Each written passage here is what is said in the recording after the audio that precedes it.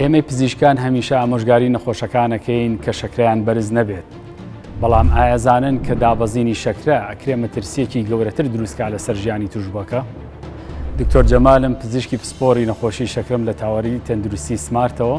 دابەزینی شەکرە وەکو زۆرێک لە نەخۆشەکانمان ئەزانن کە بریتیە لە دابەزینی ئاستی شەکر لە خوێندا بۆ ئاستێک کە مەترسی لەسەر نەخۆشەکە دروست دەکات، چونکە لەم کاتەیە شەکر کەمە و مێشکی کەسەکە بڕی پێویست وزە و شەکری بۆ ناڕوات، بۆیە کار و فەرمانەکانی مێشک و کۆمەڵی ئەندامی تر لە ئیژەکەوێت و کەسەکە بەرەو مەترسی ئەڕوات.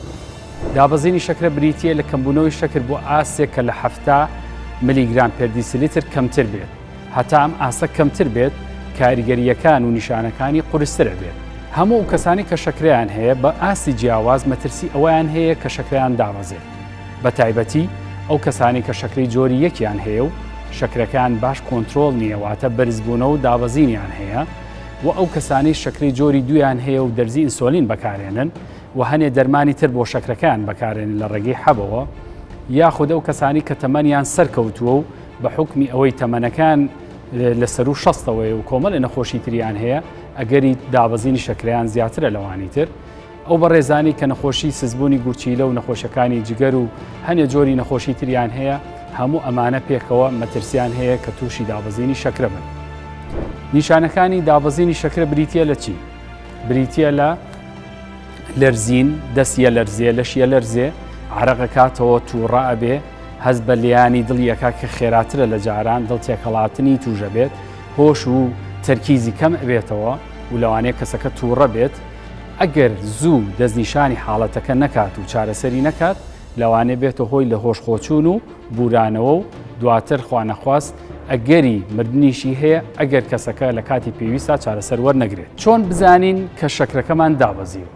کاتێک هەر کەسێکەم نیشانانەی هەیە، پێویستە پشکنینی پەنجە بکات بۆ ئەوەی ئاستی شەکر بپێوێت.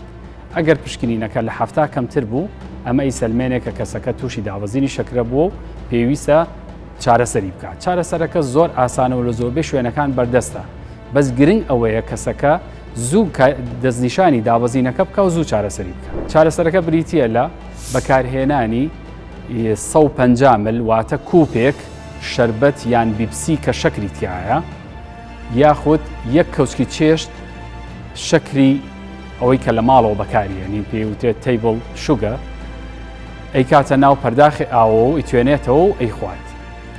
دوای چارەکێک فەحسێکی تر ئەکاتەوانی پەنجەکە بزانە شەکرەکەی لەسەر و هەفتاوە یان خوار هەفتایە. ئەگەر خوار هەفتا بوو هەم دیست هەمانشە دووبارە ئەکاتەوە.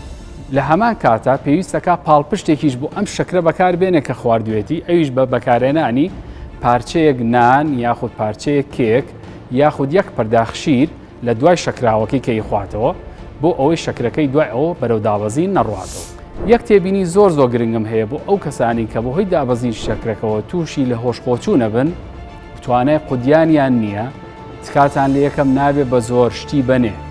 ئەم کەسانە پێویستەکات دەست بەجێ ڕەوانەی خەسخانە بکرێن بۆ ئەوەی لەوێ لە ڕێگەی کانولە و شەکرا و شەکرینا و خوێنەوە چارەسەر بکرێن. یەک حاڵەتی تریشمان هەیە، دەرزیەک هەیە بەکارێنرێ بۆ هەنێ لەو نەخۆشانی کە مەترسی دابەزینیان زۆرە. ئەم دەرزیە عەکسی ئیشی ئینسۆلینی ژەکات، ئەتوانین لە حاڵەتی دابەزینی شەکرەیە لە ڕێگەی دەرزیکردنەکەەوە بۆ ناو ماسوولکە بەکاربێنرێ، بەڵام ئەمەش هەموو کەس ناتوانێ ئەمە بکە لەبەرەوە بۆ تا ڕادەیە کەمینەیەکی کەسەکان گونجاوە. بە هیوای لەشساخیتان، تەندروستیتان، سەلامەتیتان. سمارت وەرچەرخانە.